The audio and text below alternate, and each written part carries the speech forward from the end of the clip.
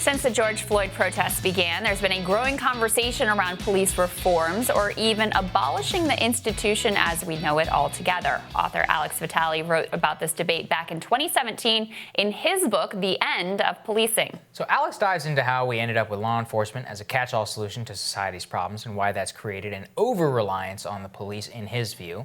Alex is also a professor of sociology at Brooklyn College and the coordinator of the Policing and Social Justice Project. He joins us now via Skype. Alex, it's great to see you. Thank you for talking to us at this critical time.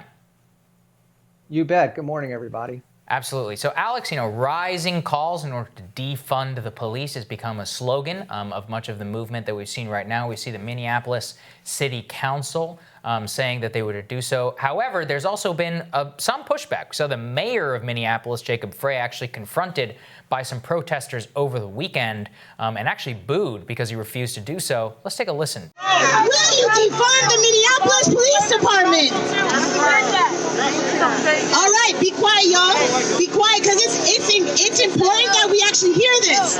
It's important that we hear this, because if y'all don't know, he's up for re-election next year. If y'all don't know, he's up for re-election next year. And if he says no, guess what the we gonna do next year?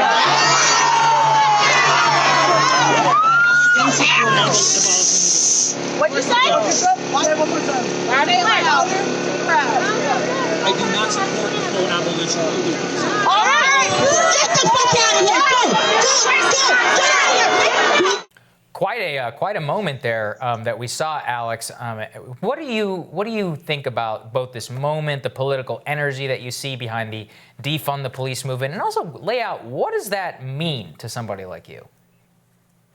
Sure. Well, before the events in Minneapolis, there were dozens of cities where there were active campaigns underway to shift some portion of police spending into community-identified needs. And the people you saw on camera in that clip were part of such an effort in Minneapolis. They weren't calling for tomorrow there are no police. They were calling for shifting $45 million in the municipal budget from policing to a set of community-identified needs. Things like improved mental health services, harm reduction strategies, counselors in schools, non-violent approaches to dealing with youth violence issues, et cetera. So that's where I think a lot of this movement has come from. Part of it is also the frustration with the failures of the Obama-era reforms included in his 21st Century Task Force on Policing. Minneapolis and a lot of cities adopted a whole set of these reforms, and I think people on the streets are saying that it just didn't help.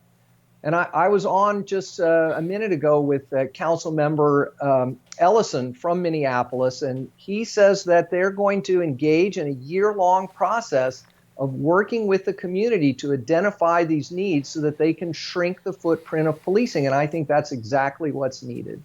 Well, and part of the argument that you make is essentially that the system we have is unfair to everyone, including law enforcement, because you are putting the burden of all of our social challenges, including, dramatically unequal system and many other things, mental illness, the war on drugs, you're putting all of this onto their shoulders when it's really not the appropriate tool to use in a variety of situations. Just lay out that case. Sure.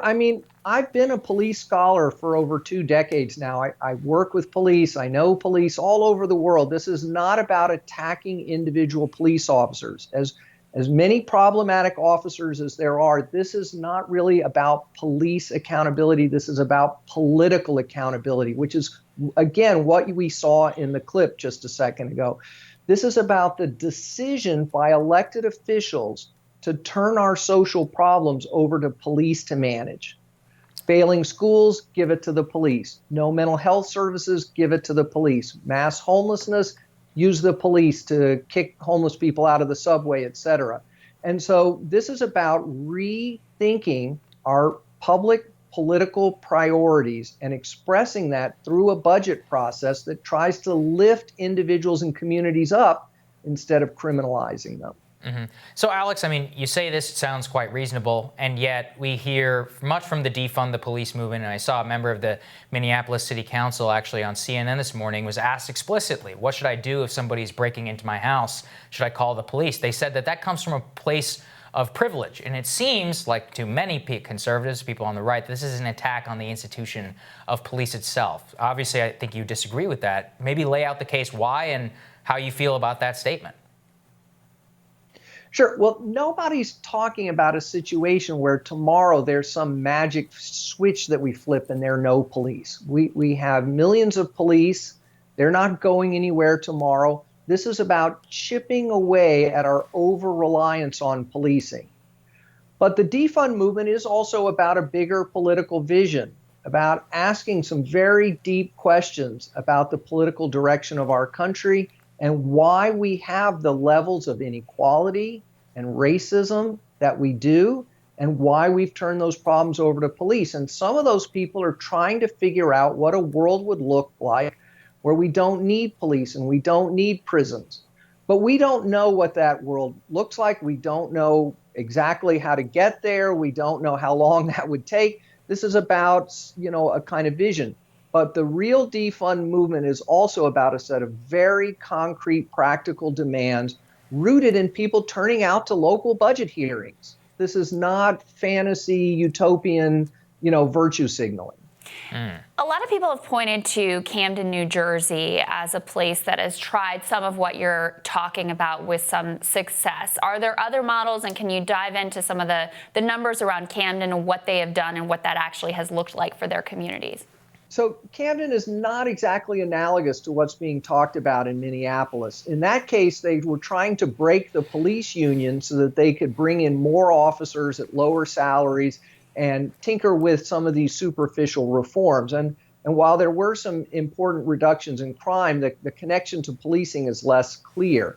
I think better analogies would be to look at the ways in which other countries around the world just don't use policing the way we do. We're looking at countries that are decriminalizing drugs and turning it over to public health authorities, decriminalizing or legalizing sex work. So that we have these international examples. In Europe, people do not use school policing there. It's a completely unheard of idea. In the UK, mental health crisis calls are handled by the National Health Service. This is the direction that we need to be looking in. Well, Alex, we know you have to run. Appreciate your time, and maybe we'll come back and talk to you again if this is a growing movement. Thanks so much, Alex. Great to have your thoughts today. All right, next on Rising, is there hope to reform money in politics? Friend of the show, Zed Jelani, tells us what worked in the city of Seattle. That's when Rising continues.